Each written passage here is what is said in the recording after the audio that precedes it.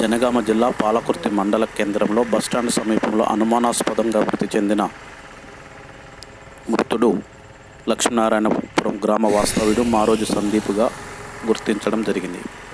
మారోజు సందీప్ మృతికి పోలీసుల నిర్లక్ష్యమే కారణమని ఆరోపిస్తున్న తల్లిదండ్రులు. శుక్రవారం నైటు 10:30కి వెళ్ళిండు. 10:30కి వెళ్ళినాక ఆయన పోయిన అర్ధ గంటకు గొల్లోళ్ళు అని 2 బైకులు వేసుకొని వచ్చిర్రు 4. సందీప్ ఉన్నాడు అమ్మ అంటే లేడన్న. ఎందుకయ్యా అంటే గొల్లోళ్ళు నేను గొర్రెల కిరాయి తిరుమలగిరికి వేసుకపోవాలని అన్నాడు. గొర్రెల కిరాయి అయితే మరి ఫోన్ చేయకపోయినరని నేనన్నా.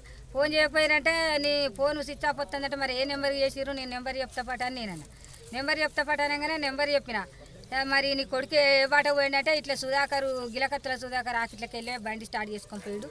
మరి ఎటు పోయిందో నాకు తెలియదని నేనన్నా. అనగానే ఆయన వెనకనే ఫాలో అయ్యి వాళ్ళు పోయిండు.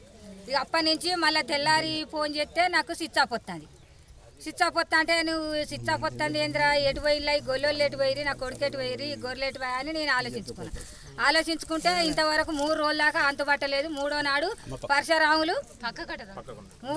పరశురాములు వచ్చి వీళ్ళు 4 గొల్లలను తీసుకొని వచ్చిండు నా దగ్గరికి వచ్చినాక మరి నా దగ్గరికి వచ్చి అన్నాడుగా, అమ్మ మీ సందీప్ ఉన్నాడా అన్నాడు.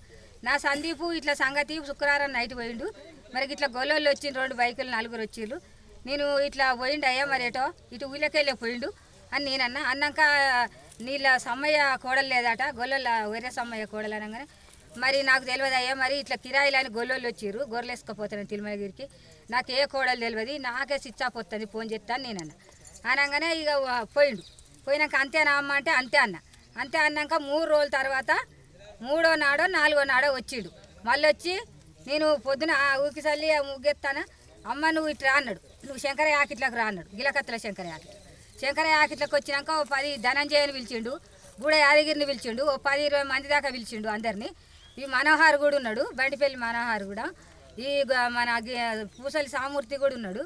వీళ్ళు మొత్తం గిలకత్తుల శంకరయ్య, ఈ మన కొత్త సర్పంచి మైపాష కూడా ఉన్నాడు. వీళ్ళందరూ ఉన్నాక కూడా నన్ను తక్కాంచి అడిగిండు, నీ కొడుకును ఏడదోలినవు, నీ కొడుకు ఏడున్నాడో నువ్వు జాడ చెప్పకుంటే మాత్రం నీ కొడుకుని నీ మొగన్ని నేను తీసుకుపోయి స్టేషన్లో కూర్చోబెడతాం, నీ స్టేషన్లు ఉంటేనే దేవుడా నారాయణ అని జాడ చెప్పయ్యా ఎక్కడున్నావు అక్కడున్నావు అంటేనేమో నన్ను అవతలికి అడుగులే అని అన్నారు. నీ కొడుకే లేడు నీకు ఎక్కడ లేదన్నారు. ఇప్పుడు మళ్ళీ నిన్ను తీసుకుపోయి పెడతాను, నా కొడుకుని నాకు ఒప్ప చెప్పాలి కానీ ఎవరికో ఒప్ప చెప్పింది అంటారు. నువ్వు పోలీసు మారే జమానతు పడ్డాడని అందరు అన్నారు. మారే జమానతు పడ్డాడన్నారు. పోలీసు వాడి తీసుకొచ్చి నాతో అయితే పోలీసు మారే జమానతు తీసుకొచ్చాట శివుచి కొప్ప చెప్పిండట. శివుచి కొప్ప చెప్తానట, శివుచాట ఇంటి స్టేషన్లో పోరా అని అన్నాడట. స్టేషన్లో పోరా అంటేనట మా అమ్మ దగ్గర పోతానా అని అన్నాడు. మా అమ్మ దగ్గర పోతానా అన్నట చెప్పిండట. మా అమ్మ దగ్గర పోతానా అని అన్నాడు అని శివుచి అన్నాడట. అని ఇక తుర్కోని ఇంటికాడ బండబెట్టిండట. నాకు ఇవన్నీ చేసినాక నీ కొడుకేడని మళ్ళీ నా దగ్గరికి తెలియనట్టే నా దగ్గరికి వచ్చింది. నా దగ్గరికి వస్తే నాకు కొడుకు లేకనే నేను ఎడతాను, నీ తలుపులన్నీ తీసుకొని నా కొడుక ఇంటికి పోయింది అని అందరు చెప్తాను. నేను ఇంటికాడ లేక జాతపురం పోతుంది, నేను ఇదంతా ఏంది అని నేను ఎడతా అంటే నన్ను తికమక పెడతాను, నీ ముందట్లే మందు పోసుకొని చస్తాను, నన్ను ఎందుకు ఇబ్బంది పెడతాను, నా కొడుకుని ఏం చేసిండు, నా కొడుకుని జమనాథ్ పడ్డప్పుడు నా ఇంటికి తోలక నీ దగ్గర ఉంచుకోక గా పోగంజనేల నెంబర్ గాయన దగ్గర ఉంచుకోక నువ్వు ఎందుకు సర్పంచ్ ఇంటికాడ తోలాలి, కాకుంటే నా కొడుకుని ఎక్కడ తోలినాను మళ్ళీ నన్ను కింది మీద పెడతాను, నేను మందు పోసుకొని చస్తా, నా పానం తీయాలనుకుంటాను, నా కొడుకు నాగం చేసిందని నేనన్నా. అనగానే ఇక నువ్వు పైసలు తయారు చేసుకో, నేను పైసలు తయారు చేసుకొని నీ చుట్టాలు ఎక్కడెక్కడ ఉన్నావు అందరి దగ్గరికి అది మన అది మాట్లాడుకొని పోదాము, ఆటో మాట్లాడుకొని అంటే నా దగ్గర పైసలు ఎక్కడే, నా పొరడు పోయే నేను ఎడతానా, నా పొరడు పోయే నేను ఎడతా అంటే పోలీసు మారే అన్నాడు. అట్లా పోలీసు మారే అన్నాడు. పోలీసు మారే అన్నాక అందులో గూడ యాదగిరి అని అన్నాడు కదా.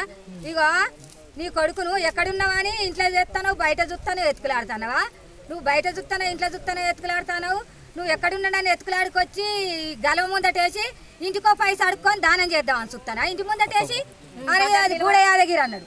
గూడ యాదగిరి అన్నాక ఇక మళ్ళీ ఈయన మన ఎంపీ ఇది మన ధనంజనయ్యలు అన్నాడు తొరూరు ఆయన పెద్ద ఈర్షలన్నీ మాట్లాడిండు, ఏదేదో మాట్లాడిండు. ఆయనే సపడే కూకున్నా. పూసల సామూర్తి మీ ఇంటి ముందట ఉన్నాడు చెప్పవు ఏ ముచ్చట అని మారే అన్నాడు. పోలీసు మారే అనగానే పూసల సామూర్తి అంటాడు కదా, తీసుకొచ్చి నీ కొడుకునప్ప చెప్తున్నావు చెప్పు, లేకపోతే మాత్రం మీరు ఇల్లుకి తాళం పెట్టి ఎక్కడైనా పారిపోండి, ఇద్దరు తీసుకుని వాళ్ళ బద్దలు ఇరిగేస్తారని పూసలు సామూర్తి. మేము ఇల్లు పారిపోయి మేము తిరుగుతాను. వీళ్ళందరూ ఎందుకు ఇట్లా కక్ష కట్టాలి మరి వాళ్ళు వీళ్ళు ఏం పాపం చేసి చెప్పాలి స్టేషన్లో పట్టుకొచ్చిందనే విషయాన్ని మీకు ఎవరు చెప్పిండ్రు? మరే చెప్పిండు ఏమైనా సర్పంచ్ చెప్పిండు మీకు? సంబంధించి సందీప్ను అమ్మాయిని పట్టుకొచ్చినామని గుర్తుకొచ్చిండు పాలకుర్తికొచ్చి మెకానిక్ షాప్ కాడికి ఆటో రిపేర్ చేస్తానని వచ్చిండు. ఆ మెకానిక్ షాప్ కాడికి రాగానే ఎవరో అంటారట నీ కొడుకుని పట్టుకొచ్చి కొడతాళ్ళట అనగానే ఆ మెకానిక్ ఆయన బైక్ వేసుకొని వచ్చి ఇటు రావే పోరని కొట్టుకొచ్చి తీసుకొచ్చి కొడతాళ్ళట అని అన్నాడు.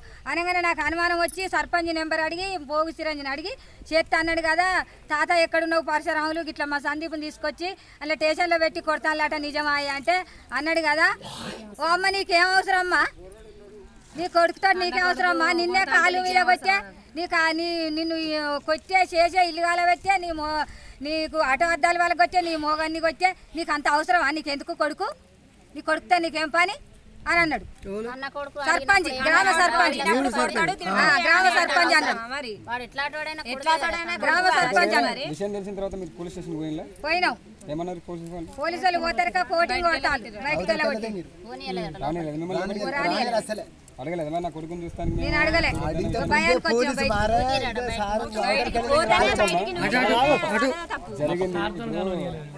సందీప్ చనిపోయిండు ఆయన అంతా ఆయన ఆత్మహత్య చేసుకున్నాను అనుకుంటున్నా లేకపోతే ఎవరైనా చంపిల్లని మీకు అనుమానాలు ఉన్నాయా? నా కొడుకు హత్య చేసుకున్నటోడు కాదు అలాకెళ్ళి పారిపోయేటట్టు ప్రయత్నించి పొమ్మని వాని ఎంబటి ఎంటాడి కొట్టి చంపి ఊరు పెట్టారు. నా కొడుకు హత్య చేసుకునే అటువంటి పిరికోడు కాదు ఎంతటికైనా సాహసం చేస్తాడు. నాకు సర్పంచ్ మీద అనుమానం ఉన్నది పోలీసు మారయ్య మీద అనుమానం ఉంది శంషు మీద అనుమానం ఉంది ముత్రాశల మీద అనుమానం ఉంది మొత్తం తెలుసు మాకు మెసేజ్ వాట్సాప్ మరి చనిపోయినా ఎట్లా పెడతాడు ఎన్ని రోజుల కింద చనిపోయినాక మెసేజ్ పెట్టిరు ఎన్ని రోజుల కింద మీ కొడుకు అనవాడికి ఎన్ని రోజులు నెంబర్ ఉన్నాక పోలీస్ స్టేషన్ లో సెల్లుల నెంబర్ తోటి వాని ఆదివారం ఫోటోలు ఉంటాయి కదా ఆ ఫోటో మీ కొడుకు కనబడక ఎన్ని రోజులు కింద మీ కొడుకు పోయి ఎన్ని రోజులు 4 రోజుల కింద 10 రోజులు అయితే మావాడు మెసేజ్ పెడతారు మా తమ్ముడు 15 రోజులు అయితే మా తమ్ముడు పోయి మీకు మెసేజ్ ఎప్పుడు వచ్చింది 3 రోజుల కింద మీ కొడుకు పోయి 15 రోజుల కింద నీకు మెసేజ్ వచ్చింది 3 రోజుల కింద వాళ్ళ గ్రూప్ వాళ్ళ పంపించారు మాకు బాధ్యత ఉంది కదా మాకు ఉపయోగపడకుండా ఎవరో సంబంధం లేని వ్యక్తులకు మీరెందుకు ఉపయోగించాలనే విషయాన్ని అడిగిన నేను లోపలికి పోయి అడగలే మారేనే అడిగిన నేను మారేని అడిగితే నేను ఉన్నూరు రోడ్ అని జమనాథ్ వాడు కూడా తప్పేనా మరి ఈ పరశురాములు అన్నాడు కదా గూడ యాదగిరి వీళ్ళు పోయి మన పూసల సామూర్తి వీళ్ళందరూ ధనంజయ ఇట్లా అన్నారు ఉన్నూరు రోడ్ అని జమనాథ్ పెడితే తప్ప నీకు ఇంకా వాళ్ళకన్నా ఊళ్ళేవానికి సాయం చేయకుండా నీకు ఇంకా జమనాథ్ పెట్టుడు కూడా తప్పేనా నీకు ఇంకా ఎవరు సూర్యుడు పడితే వాళ్ళ మీద బాగా చెప్తామని అన్నారు.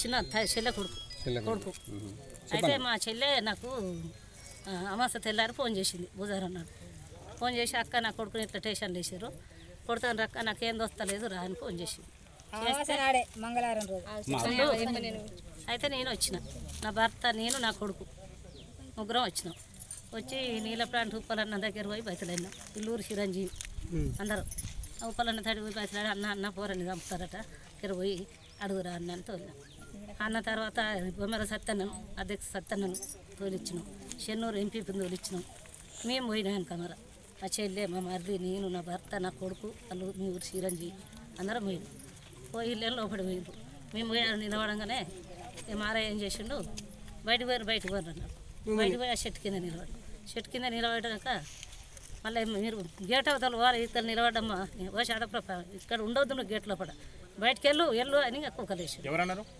మారే కుక్కలు వేయగానే బయటకు వెళ్ళినాం నా కొడుకు నేను చిరంజీవి అందరు ఇంకా బయటకు వెళ్ళినాం ఇక ఉప్పలన్న పోయి ఎందుకు కొడతారా బాబు ఏం సంగతి అని అంటే ఇట్లయితే ఇట్లా ఇలా పత్త ఉడుచుకుని కొంచెం ముత్తరాశులు పోయిన అమ్మాయి గురించి వచ్చి ఇక్కడ కంప్లైంట్ ఇచ్చారు అయితే అమ్మాయి నుండు మొదలు తల్లిదండ్రి వచ్చిర్రు ఆ అమ్మాయి చేత కంప్లైంట్ ఇప్పించారు ఆ అమ్మాయిని తీసుకుపోయి ఆగం చెప్తే రెండవ సంబంధం ఇస్తే టార్చర్ పెడతాడు అని వాళ్ళు కంప్లైంట్ ఇచ్చారు ఇప్పటి అమ్మాయి ఏమో నన్ను ఏమనలేదు ఆయన బలంతం చేయలేదు నా ఇష్టంగానే వచ్చినాను అన్నది ఆ మున్పటి అమ్మాయి వచ్చి కంప్లైంట్ ఇచ్చింది వీడు ఎందరిని ఇట్లా చేస్తాడు అనుకుంటా కొట్టిరట ఉపలన్న ముంగట కొడితే చెల్లె ఇక నేను పొద్దుగాల మాట్లాడతా ఇప్పుడు వాళ్ళు కోపం మీద ఉన్నారని మీరు రాత్రి బయటకు రండి అని తీసుకొచ్చాను తీసుకొచ్చినాక మళ్ళీ ఫోన్ చేసినాం. మళ్ళీ ఫోన్ చేస్తే మళ్ళీ కొట్టకుండా నేను చెప్తా తీసారి ఫోన్ చేశాను బలని అన్నాడు. మళ్ళీ పొద్దున పోయి మరి ఏం సంగతి తెలుసుకోవాలంటే వీళ్ళ తల్లిదండ్రులను కొడతారని చాలా మంది బెదిరిస్తే నా ఇంటికి తీసుకొని పోయినా. మా ఇంటికి తీసుకొని మా ఇంటికన్నా ఉంచుకున్నారు 2 రోజులు. ఉంచుకున్నాక మళ్ళీ ఉప్పలన్న ఫోన్ చేసి స్టేషన్లో పోయానంటే కోలుప్పలన్న పొద్దుగా పోయి సార్ ఏం సంగతి సార్ అంటే ఆ పొలగాన్ని ఎవరో వాళ్ళ ఊరిలో సూరత్ వాడు తీసుకుపోయినారు అని చెప్పిండట. చెప్తే మరి ఏమైంది సార్ అంటే ఇట్లా మీ ఊరిలో సూరత్ పడ్డారట పొల తీసుకుపోయినట గొప్ప చెప్తామని తీసిరట. ఇప్పుడు మీరు ఎలాంటి న్యాయం కావాలనుకుంటున్నారు? మాకు ఎలాంటి న్యాయం అంటే ఆ అబ్బాయి ఏం తప్పు చేస్తే ఎందుకు అన్ని ఇట్లా హింసించిండ్రు, వాడిని ఎందుకు మర్డర్ చేసిండ్రు, వాడు స్టేషన్ గొప్ప చెప్పిండ్రు. సరే సంతోషం అయింది, వాడు చేసిన తప్పుకు స్టేషన్లు ఉంటే చట్టంలు ఉంటే మాకు సంతోషం అనుకున్నాం. ఇంకా వారం 10 రోజులు ఉన్నా నా కొడుకు ఎక్కడ కూడా దెబ్బలు పడ్డా ఉంటాడని అనుకున్నాం. మేము లోపలికి పోయి పెద్దసారి కాలు మొక్కుదాన్ని మారే మమ్మల్ని ఇలా కొట్టిండు. సూరత్ వాడు తీసుకుపోయినా అని చెప్పిండు.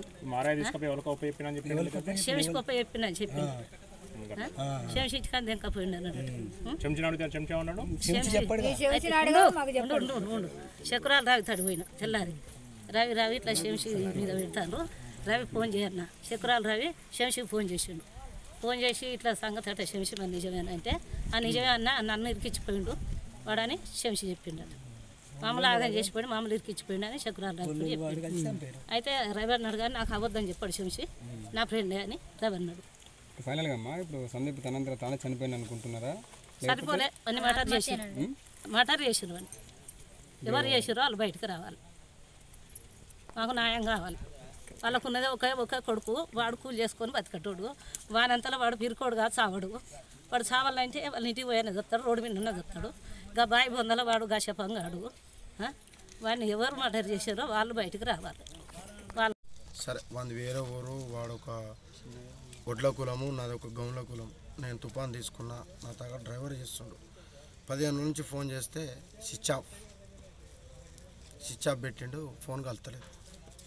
నేను ఎక్కడ పోయినా అని నేను ఎతికి పాలగుర్తికి రాగానే సందీప్ పుత్రని అడ్డ మీద చెప్పారు. ఆటో తోలుతాడు, అడవికి రాగానే మాకు తెలియదని చెప్పగానే సపరేట్గా ఇంకో డ్రైవర్ మాట్లాడుకొని నేను బండి ఇచ్చిన. కానీ దీంట్లో హ్యాచ్ వేలి వాడు ఉరిపెట్టుకొని సావాడు. వాడు పిరికి పన్న కాదు. వాడిని బాగా కొట్టి ఎక్కడికక్కడ ఇరగొట్టి ఒక పైన ఉరితాడు పైన ఒక దారం తీసి దానికి ఒక కట్టె పెట్టి ఉరి తీసి కొట్టి చంపి ఉటి శవాన్ని ఆడేసిపోయారు. అంతే తప్ప వాడు సచ్చే అంత పిరికి పన్న కాదు సందీప్.